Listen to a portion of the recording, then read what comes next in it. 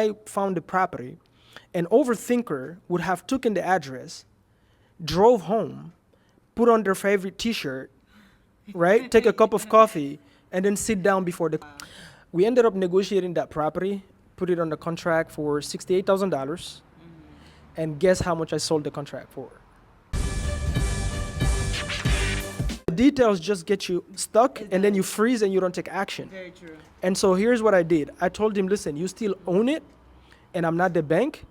And he was like, this is his line literally to me. He said, if you can do anything with it, Mamadou, it's yours. But I don't think you can do anything. I think the bank took it over. I said, no, because your name's still on the public record. I said, so if I can figure it out, you are okay selling it? He said, yeah. I said, listen, I will call, his name is John. I said, John, I'll call you back. Let me go. At this time, guys, I didn't know what the contract looked like. I didn't know what a title company is. Oh my How do you gosh. open escrow? When I say nothing, getting I swear to goosebumps. God, I didn't know nothing. Here's what I did. I went on Facebook, and I went Baltimore Wholesalers Facebook. Literally, this Facebook, I don't care where you live in the U.S. Every state, county have a wholesalers Facebook. Yeah, yeah. It Okay? is. You just join and you start Yeah, networking. it's true. I literally went there and made a post. I made a post. I said, guy, I have a motivated seller. I need help like now. I said, I have a motivated seller. I need help like right now. Because I don't know what the next step is. What do I do now? So somebody This reached is a out. big step too. Big step. Now, an overthinker would have said, number one, here's the thing. Taking you back, when I found the property, an overthinker would have taken the address, drove home, put on their favorite T-shirt, right? Take a cup of coffee, and then sit down before the call. I called on the spot in my car. There's no overthinking this. Yeah. I'm getting the number. I'm calling right now. I'm not waiting, right? Because I don't know where the next opportunity is. So a guy named Brandon reached out to me. We actually closed this deal together. He reached out because he was one step ahead of me. And so when I explained to him the situation, he was like, oh, that's a pre-foreclosure, blah, blah, blah. I was like, okay, great, but what do we do? This I need to know. I don't care if it's a whatever. I don't care. Yeah. So he was like, yeah, just call him back and say we can negotiate with the bank. If he's okay with it, he's just going to need to sign some paperwork, and we can talk to the bank directly. Wow.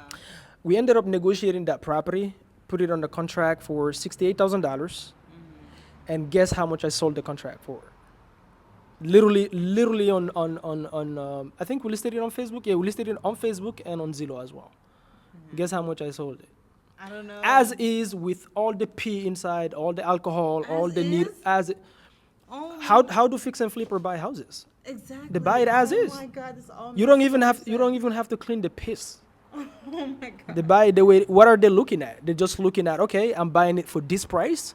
If I put this amount to renovate it, I Wow. can make this profit in the back end. That's what they're looking at. This is They don't genius. care. You're selling it as is. And the beauty about wholesaling is that fix and flippers doesn't know. Most of them doesn't know how to wholesale. They don't know the way I found the deal. They have no clue how to do that because they don't know how to market. They're too busy going to hard money lenders and managing general contractors. They don't have time for this. This is why wholesalers make a lot of money because you're the one who find the deals for the that's fix an and flippers. important part, you know. Like, How does why is Amazon a $1 billion company? Maybe trillion now. I don't know. They're in the middle. They're just a they're middle middleman. person, right? They don't own a store. I mean, now they do, but like when they first started, general, yeah. they don't own the store. They don't own the products. They're just a middle person connecting the two and making a fee. That's what wholesaling is. oh my gosh, this is just amazing. Like my mind is blown. It's just like our mind is blown. But Whoa. but guess how much we sold that contract? Let's say 100,000. Is that too low? Hell no. We sold it for $159,000. Wait. Yeah, we locked it up for Wait, this is 68. your first one that you're talking This is my about. first. Yeah, Your first? this is my first. Oh my God.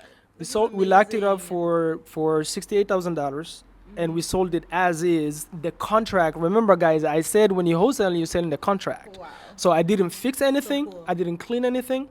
I only walked the property, took pictures, sent the pictures the way they are to the guy. He's a fix and flipper from DC. He literally drove from DC and came to see the property. He was like, I buy. So you found this Flix and Flipper. Did you already mention that part? Where you No, found I'm gonna this- get into Okay, all of good, that, okay. but we didn't. So we sold it for $159,000.